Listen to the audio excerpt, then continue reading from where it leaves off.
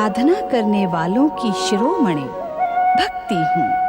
मैं आराधना करने वालों को भक्ति का स्वर प्रदान करने वाली पूजा हूँ। श्री गणेश के बार बार सावधान करने पर भी जब क्रोधी और परमवीर परशुराम गुफा द्वार से नहीं हटे, तब श्री गणेश ने बल प्रयोग किया।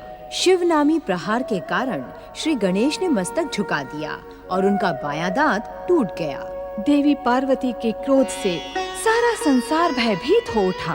एक दंत श्री गणेश की, गौरी पुत्र श्री गणेश की, एक दंत श्री गणेश की, गौरी पुत्र श्री गणेश की, एक दंत श्री गणेश की, गौरी पुत्र श्री गणेश की, एक दंत श्री गणेश की, गौरी पुत्र श्री गणेश की।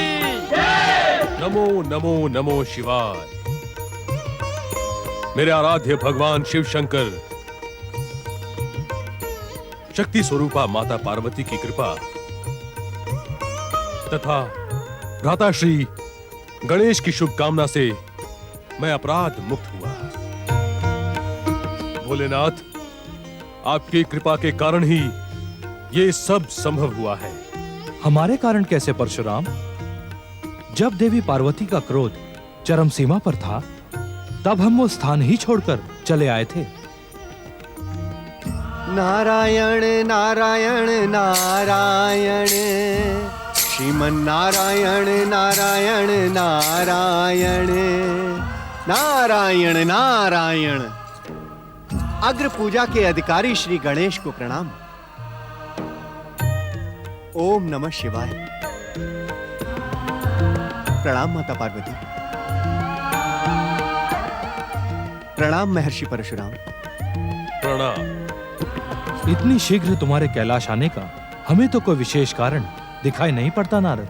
नारायण नारायण महादेव, जब से मैंने गजानन श्री गणेश की मनमोहक छवि के दर्शन किए हैं, तब से मेरा मन बार बार इन्हीं मनमोहन को देखने को करता है।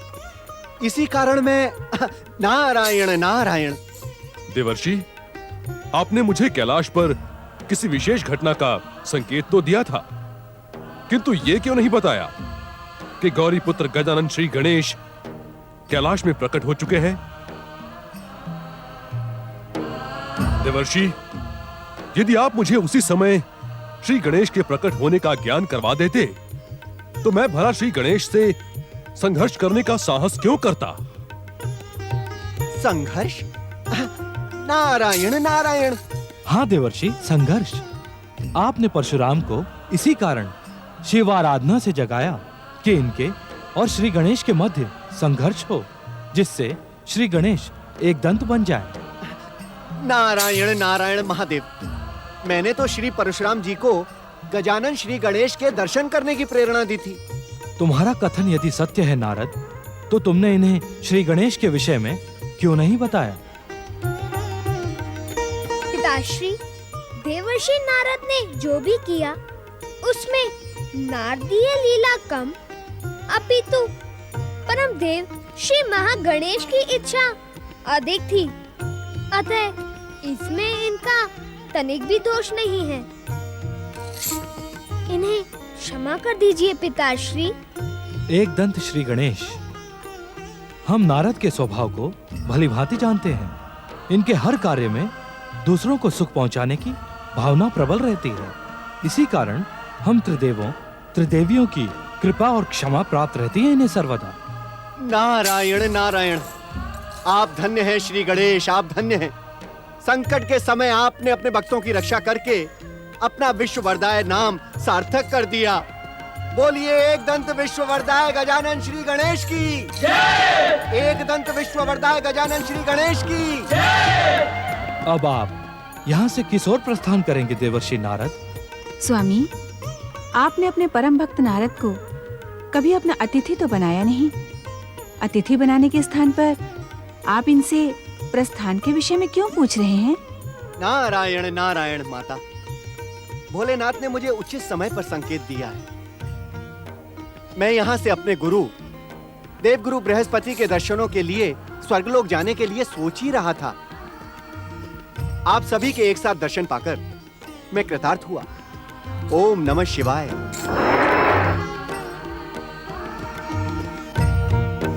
गजानन श्री गणेश की गौरी पुत्र श्री गणेश की अग्रपूज्याय नमः। ओम नमः शिवाय। ओम अग्रपूज्याय नमः। ओम नमः शिवाय। ओम अग्रपूज्याय नमः। ओम गणपतये नमः।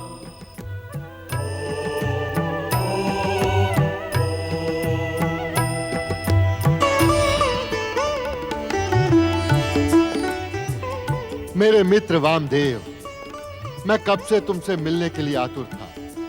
लगभग हर दिन यही सोचा करता था कि अवसर आने पर तुम्हारे आश्रम जाकर तुमसे भेंट अवश्य करूंगा। देवगुरु बृहस्पति, अब तक तो केवल सुना ही था, किंतु आज देख भी लिया। मैं कुछ समझा नहीं, क्या सुना था और क्या देख लिया? स्वर्ग लोक के निवासी स्वर्ग के सुख और वैभव में ऐसे खो जाते हैं कि उन्हें पृथ्वी लोक के अपने मित्रों का ध्यान ही नहीं रहता। मित्र वामदेव, युग बीत गए, परंतु तुम वैसे के वैसे ही रहे। बचपन में भी अपनी बात को कहने में तनिक भी संकोच नहीं करते थे तुम, किंतु सत्य तो यह है मित्र कि आज तुम्हें इस स्वर्गलोक में देखकर मुझे जो सुख प्राप्त हुआ है उसे शब्दों में व्यक्त नहीं किया जा सकता। देवगुरु बृहस्पति, सदैव स्वर्ग पहुंचकर तुम्हें चकित करने के उद्देश्य से मैंने परम देव श्री महागणेश की कठोर आराधना की और परम देव की असीम कृपा से मेरी आराधना सफल हुई और मैं तुम्हारे सम्मुख अपने बचपन की मधुर स्मृतियां लिए स्वर्ग आ पहुंचा। सत्य है मित्र, मैं अपनी भूल के लिए लज्जित हूं। मेरे कारण तुम्हें कठोर परिश्रम करना पड़ा, किंतु परिश्रम का फल सदा मीठा होता है। फिर भी मैं अपनी भूल के लिए क्षमा याचना करता हूं। नहीं नहीं मित्र, मित्रों के मध्य क्षमा और लज्जा का कोई स्थान नहीं होता। अब तुम स्वर्गलोक में मेरे अतिथि बनकर रहोगे। मैं शीघ्र तुम्हें पृथ्वीलोक नहीं जाने दूंगा। नहीं मित्र, मैं तो तुम्हें पृथ्वीलोक ले जाने के लिए ही यहां आया हूं। पृथ्वीलोक? पर क्यों? इसके दो कारण हैं। प्रथम, स्वर्ग और राजमहलों में रहने वालों को संभवतः अपने राज्य के झोपड़ों और पृथ्वीलोक के मार्ग का ज्ञान नहीं होता। अर्थात? अर्थात का अर्थ सरल है मित्र। ना जाने कब से देख रहा हूं कि जो व्यक्ति राज सुख का भोग करने लगता है वो भूल कर भी झोपड़ों के मार्ग पर नहीं जाता। मित्र वामदेव, मैं अपनी भूल की क्षमा याचना कर चुका हूं। मैं भूल का स्मरण नहीं करवा रहा हूं, जो देखा है वही कह रहा हूं कि झोपड़ों से तो हर मार्ग राजमहलों की ओर जाता है, किंतु राजमहलों से कोई भी मार्ग झोपड़ों की ओर नहीं जाता। और दूसरा कारण भी सुन लो। अवश्य। दूसरा कारण है मेरा भय। भय? पर क्यों? स्वर्ग और राजमहलों के विलासी वातावरण में प्राय पृथ्वीवासी भ्रमित हो जाते हैं और अपना शेष जीवन इसी चकाचौंध में बिताने का निश्चय कर लेते हैं। कहीं हम भी। नारायण नारायण। प्रणाम देवगुरु बृहस्पति। नारद, इन्हें भी प्रणाम करो। ये मेरे बचपन के मित्र और परम देव श्री महागणेश के भक्त वामदेव हैं। तुम्हारे लिए गुरु के ही समान हैं। वामदेव, मेरे शिष्य को किसी परिचय की आवश्यकता नहीं। ये देवों के ऋषि और त्रिदेवों के भक्त नारद हैं। प्रणाम ऋषि वामदेव। नारायण नारायण। गुरुदेव, परमदेव श्री महागणेश की कृपा से गौरी पुत्र गजानन श्री गणेश एक दंत बन गए हैं। आप उनके दर्शनों के लिए कैलाश नहीं पधारे? शिष्य नारद, कैलाश जाने के लिए सौभाग्य की आवश्यकता होती है और महादेव शिव शंकर का अब तक मुझे कोई भी संकेत प्राप्त नहीं हुआ है। देव ऋषि, भोलेनाथ का संकेत प्राप्त होते ही हम दोनों मित्र एक दंत दयावंत श्री गणेश के दर्शन हेतु कैलाश पर्वत जाएंगे। मित्र बृहस्पति, मैंने कुछ अनुचित तो नहीं कहा? अपनी तप साधना से अनेक सिद्धियां और परम देव श्री महागणेश की कृपा प्राप्त करने वाले वामदेव, आपका कथन अनुचित हो ही नहीं सकता। नारायण नारायण। आप जैसे परम सिद्ध पुरुषों एवं ऋषियों को वहां पाकर भोलेनाथ, माता पार्वती एवं श्री गणेश निश्चित ही प्रसन्न होंगे। आप जैसे तपस्वियों के लिए तो कैलाश के द्वार सदैव ही खुले रहते हैं। नारायण नारायण। मित्र वामदेव, नारद के कथन का अर्थ समझ रहे हो? भली भांति समझा मित्र। हमें समस्त आचार विचार त्याग कर इसी समय एक दंत दयावंत गजानन श्री गणेश के दर्शन हेतु कैलाश पर्वत जाना चाहिए। शुभ कार्य में तनिक भी विलंब नहीं करना चाहिए। प्रणाम देवगुरु, प्रणाम देवर्षि, प्रणाम ऋषिवर। कहे पवन देव, बृहस्पति आश्रम में मैं आपका क्या प्रिय करूं? देवगुरु, देवराज इंद्र ने आपको इंद्र सभा में आमंत्रित किया है। इंद्र सभा में आमंत्रित करने का कोई विशेष कारण? हाँ देवगुरु, आज देवराज इंद्र ने इंद्र सभा में नृत्य और संगीत का विशेष आयोजन किया है। ऋषिवर, आप भी नृत्य और संगीत का आनंद ले। मित्र वामदेव, इंद्र सभा चलने के बारे में क्या विचार है? देवगुरु बृहस्पति, आप इंद्र सभा जाएं और मुझे पृथ्वीलोक लौटने की आज्ञा दें, क्योंकि एक बार आपके साथ कैलाश जाने का निश्चय करके मैं अकेला नहीं जाऊंगा। जाओगे तो तब जब मैं तुम्हें जाने दूंगा। मैं इतने शीघ्र तुम्हें स्वर्गलोक से जाने नहीं दूंगा। अभी तो तुम मेरे साथ इंद्र सभा चलो। वहां पर अप्सराओं का नृत्य और गंधर्वों का संगीत तुम्हारा मन मोह लेगा। देवगुरु, मुझ तपस्वी का संगीत और नृत्य से क्या संबंध? संबंध नहीं है तो हो जाएगा। तुम चलो तो सही। मित्र, कैलाश पर्वत जाने का निश्चय करने के पश्चात संगीत और नृत्य की सभा में जाना क्या उचित होगा? उचित और अनुचित का विचार हम बाद में कर लेंगे। अभी चलो। नारद, आज्ञा करें गुरुदेव। तुम भी हमारे साथ इंद्र सभा चलो। नारायण नारायण। जैसी आपकी आज्ञा गुरुदेव। मैं कुछ समय इंद्र सभा में ही बिता लेता हूँ। नारायण नारायण। आओ चलें।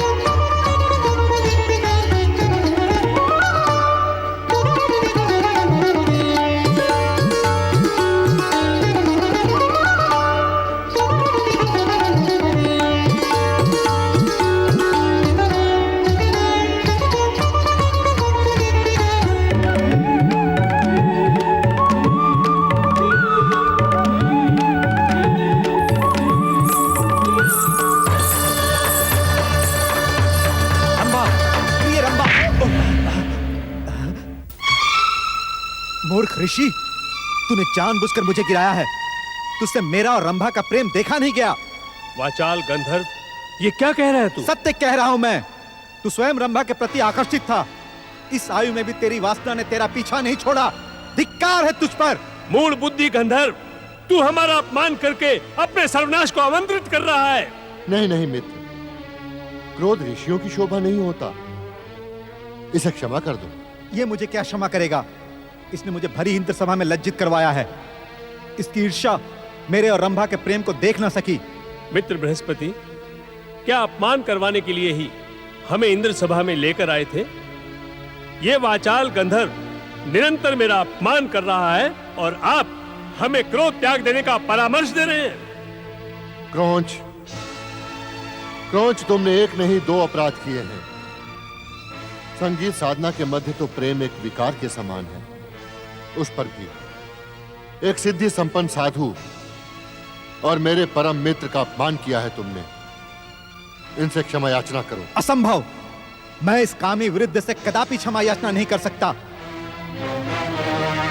क्षमा तो इसे मुझसे मांगनी चाहिए। मेरे प्रेम के मध्य में आकर इसने भयानक भूल की है। देवराज, क्या आपने हम गंधर्वों को अपमानित करवाने के लिए स्वर्गलोक में बुलाया था?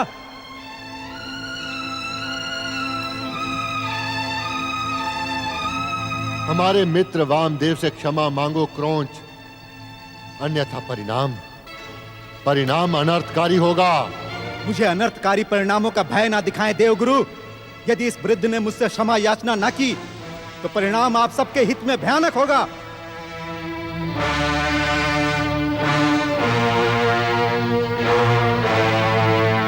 देवगुरु के मित्र हम सबके लिए गुरु के ही समान हैं। क्रौंच ने उनका अपमान करके अनुचित कार्य किया है। पवन देव, आप देवगुरु का अनुचित पक्ष ले रहे हैं। संगीत के इस महान कलाकार और इसकी महान प्रस्तुति के सम्मुख तो स्वयं देवगुरु बृहस्पति को इनसे क्षमा याचना करनी चाहिए। सूर्यदेव, ये आप क्या कह रहे हैं? ऋषियों का आदर करना तो हर जीव का निर्धारित कर्तव्य है। नारायण नारायण। क्रौंच, महान तपस्वी वामदेव से क्षमा याचना करके तुम अपने सौभाग्य में वृद्धि ही करोगे। मेरा सौभाग्य इन जैसे व्यक्तियों पर आधारित नहीं है। देवराज इंद्र, आप इस वृद्ध से कहें कि हमसे क्षमा मांगे, अन्यथा हम गंधर्व अपने अपमान का प्रतिशोध आप देवताओं से लेंगे। आप बिना कारण ही तर्क को कुतर्क और वाद को विवाद बना रहे हैं क्रौंच। सावधान देवराज इंद्र, आप भली भांति जानते हैं कि स्वर्ग और पृथ्वी लोक के मध्य गंधर्व लोक स्थित है और हम गंधर्व देवताओं का पृथ्वी लोक पर जाना रोक देंगे और देवताओं के लिए पृथ्वी लोक पर होने वाले यज्ञों को हम नष्ट भ्रष्ट कर देंगे। सीमा को लांघने का दुस्साहस मत करो क्रौंच, अन्यथा परिणाम तुम्हारा सर्वनाश होगा। सर्वनाश किसका होगा, इसका निर्णय समय करेगा। तुम ऋषियों के स्वभाव से हम गंधर्व भली भांति परिचित हैं। तब साधना में लीन रहते हुए भी तुम अप्सरा और गंधर्वों के संगीत नृत्य को देखकर बाबरे हो जाते हो।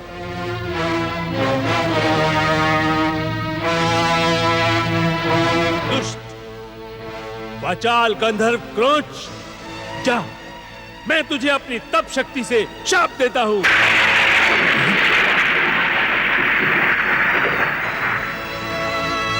जा, तू गंधर्व लोक और समस्त दिव्य लोकों से पतित होकर पृथ्वी लोक पर जाकर मूषक बन जा। जा!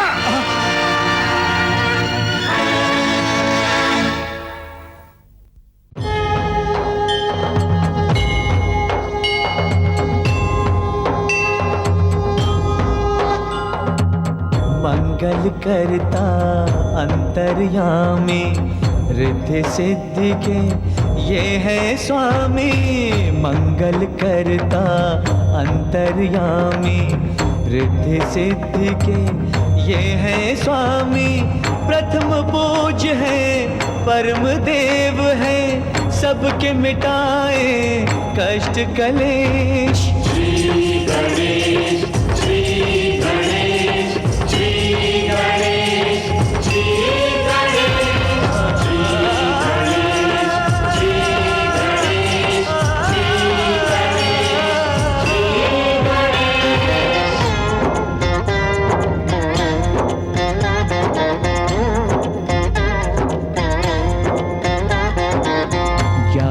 ईश्वर है, सत्य यही है ये सनातन नित्य यही है।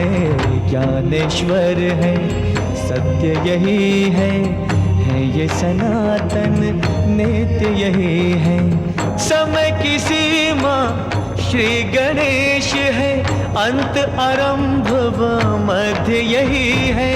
श्री गणेश, श्री गणेश, श्री गणेश, श्री गणेश।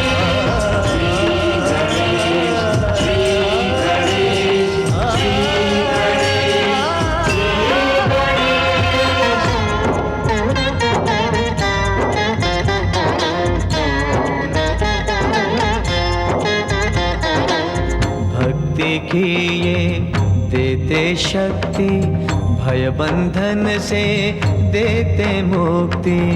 भक्ति की ये देते शक्ति, भय बंधन से देते मुक्ति। निराकार साकार यही है, हर युग का आधार यही है। श्री गणेश, श्री गणेश, श्री गणेश, श्री गणेश, श्री गणेश, श्री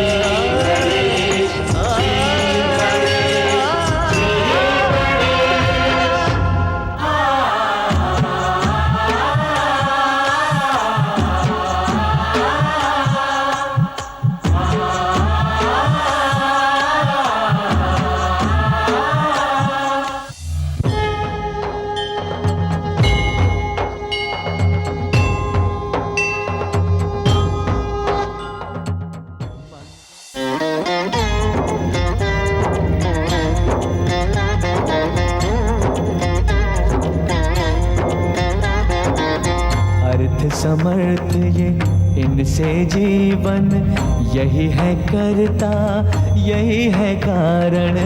अर्थ समर्थ ये इनसे जीवन, यही है करता यही है कारण। सारे जगत के भाग्य विधाता, दुख हरता ये है सुखदाता। श्री गणेश,